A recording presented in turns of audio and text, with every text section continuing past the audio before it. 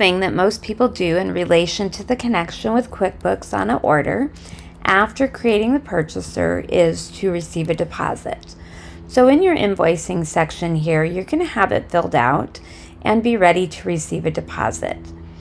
I just want to note that this particular invoicing section is a taxable, or this particular client is taxable. And because we have this connected to QuickBooks, it's calculating the sales tax for us automatically using the QuickBooks sales tax automated sales tax center. I can click show tax breakdown to see what rate QuickBooks is applying to this invoice. Now, if I'm ready to receive a deposit, I go down to this payments made against draft invoice section. If you are connected to Sola, you're going to see these buttons here. And if you have texting, you're going to see this additional button. Connection to Sola is completely free.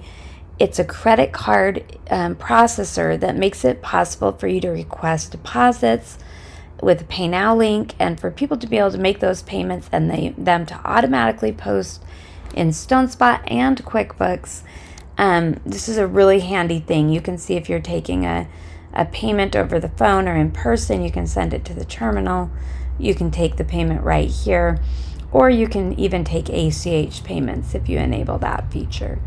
When you take the payment, it will post automatically into QuickBooks. But if you don't have that turned on, you won't see those buttons, but you will be able to still post into QuickBooks. And this is where we'll say we're taking a $500 payment. Maybe I'm going to say this is a check number, and I'm going to click post. This is going into QuickBooks and making a journal entry for me that will increase my undeposited funds, have that ready for me to put into a bank account. And it will also increase my liability account that you put in your settings when you set up the QuickBooks integration. Of course, it's reduced the amount here, so I have the correct balance due. But if we go into QuickBooks, I like to just click this navigate section, and you can see the most recent thing put in here. So we'll look at that most recent journal entry.